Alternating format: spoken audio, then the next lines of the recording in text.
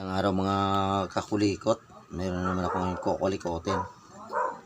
Dinala sa atin ng isang customer. Sirang plancha, Imarflex brand. Yan. Mali, ano na daw to, uminit ngayon. Subukan ko munang ititesting kung iinit ba ito o hindi.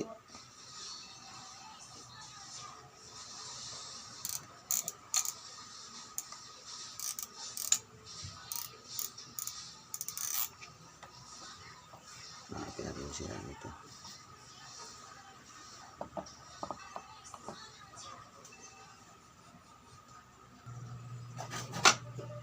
Guys, uminit siya. Kaso lang nawala uli.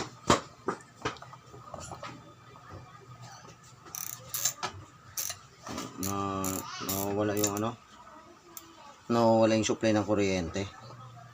Ibig sabihin nito guys, may putol ito. May isang linyang putol ito. Gagawin natin, titester natin yung linya.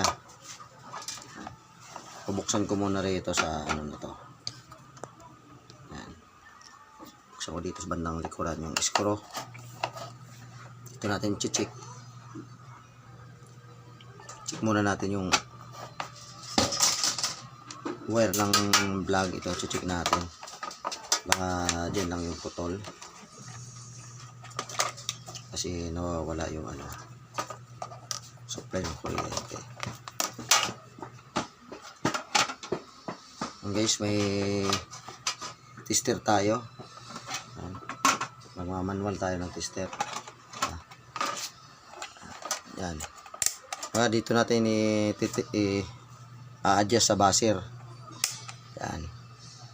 Yan. Ito. Pas. Yan sa buzzer na yan. Para pag may putol, dito to, katulad nito. Pag sinort natin guys, ayan tumutunog yung tester. Ayan.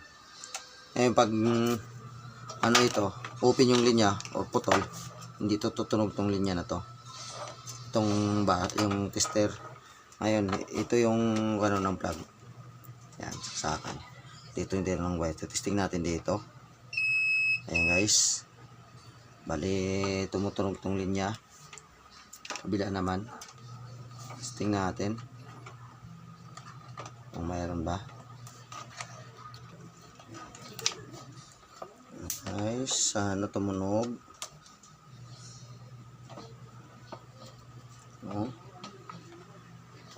Ito guys. Yung isang linya. Yan. Walang connection. Hindi tumunog yung tester ko. Malamang itong isang linya may putol na wire. Ngayon ang gagawin ko, baka lasing ko muna dito. Tanggalin ko muna ito para ma-check natin yung linya ng wire. Kung saan banda yung may putol. Matis natin. Nahatakin natin kung saan siya banda. Medyo wala. Malapit dito ang putol. Dito lang yan o dito.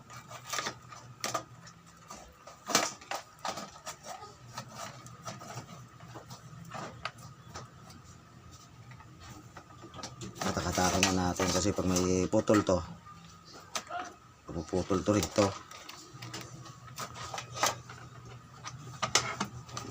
Tester.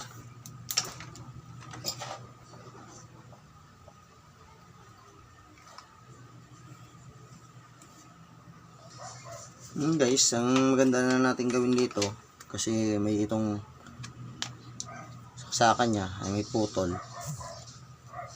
Hindi natin alam kung saan banda rito. Pag pinutol natin to, ayan, hindi na magandang palitan din ng ganitong plug. Pangit na. Para sigurado, palitan lang natin to ng ito, saksakan yung plug niya. Kahit second hand lang, basta hindi putol. Yan, mayroon ako guys. Ayan, sikinan lang. Medyo marumi lang. Kunting linis lang to. Pero okay ito. Yan, wala itong putol. So, bago natin ikabit, i-double check lang natin. I-testing ko lang ulit. Yan, tingnan natin. Yan, nakasit pa rin ako sa buzzer. Yan. Yan, nakasit yung pita natin sa buzzer. Ayan. Check natin kung tutunog ba. Ayan. Ayan yung ayan. Tatagos na natin para isang testiran lang yan. Tapos, ayan. Ayan guys. Hindi siya putol. Ang iba palit natin. Yan, gagawin ko rito. Puputulin na lang to rito. Para sigurado tayo na dagana na ito.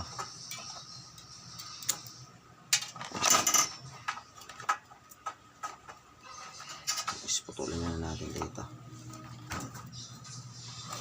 Kasi maghanap pa tayo ng putol nito tapos dudugtungin din natin.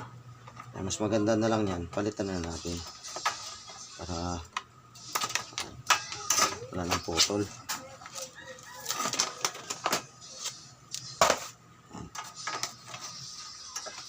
Bali ito guys, kinuha ko lang to sa ano, sa washing na sira.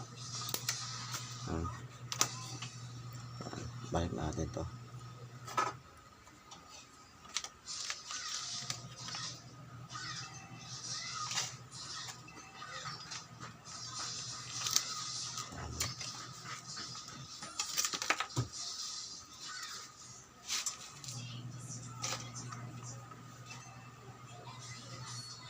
Bawasan natin, sobrang haba.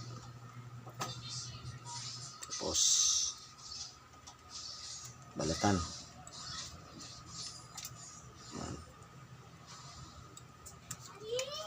Ganun din dito.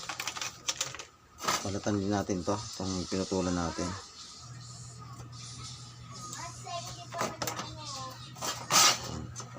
Marugtong natin.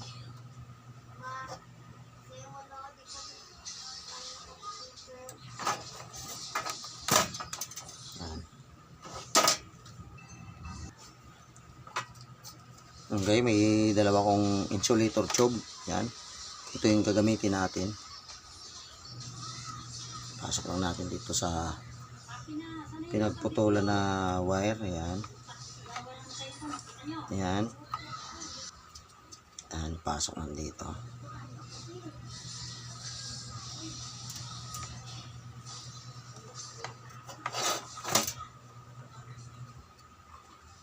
Okay guys, ipasok ko na.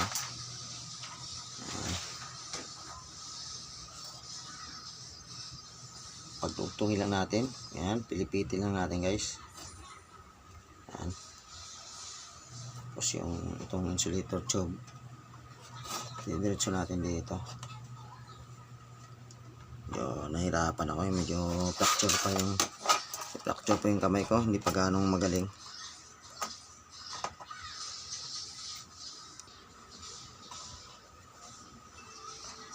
Guys, napasok ko na yung isa naman.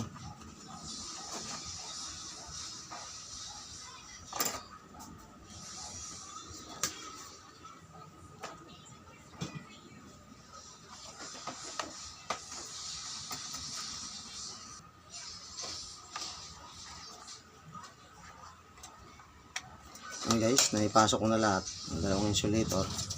Ngayon iinitin lang natin. Gamit na tayo ng lighter para sumikip, para mag-compress sila. Ayan. Mas maganda kasi ito kaysa electrical tape. Ayan. Malinis patingnan. Ayan. Nice.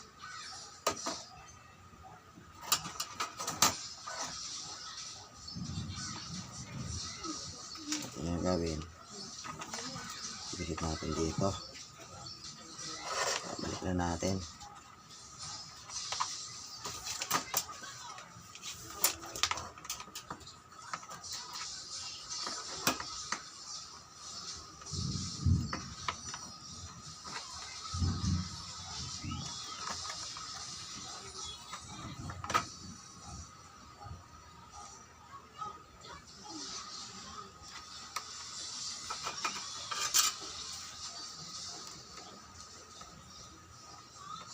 Yun lang guys, kadali mag-repair ng ano, plancha. Yung una mong i-check yung wire bago sa loob. Kasi mamaya, wire lang ang putol yan. Kaya yan. Saksakan lang. Okay na. Subukan natin guys.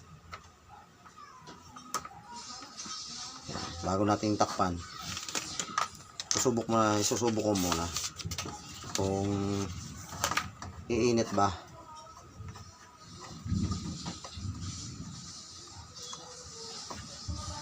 Init ba siya?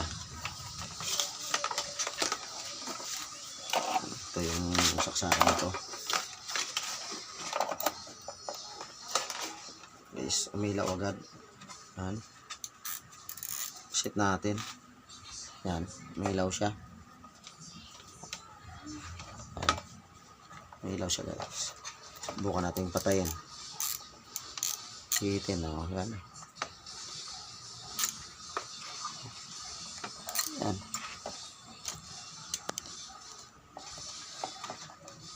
Hintay ko. Buksan ko yan. Guys. Ayan, mainit na nga guys. Okay na. Ayan, itatakip ko na. Ayan, okay na siya.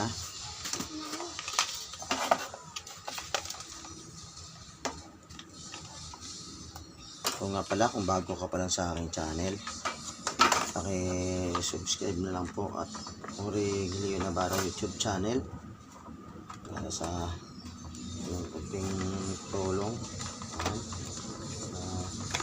sa aking video.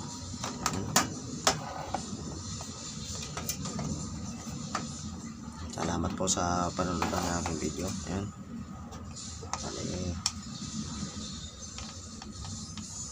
Chat na natin yung may-ari nito. Ibabalik na natin.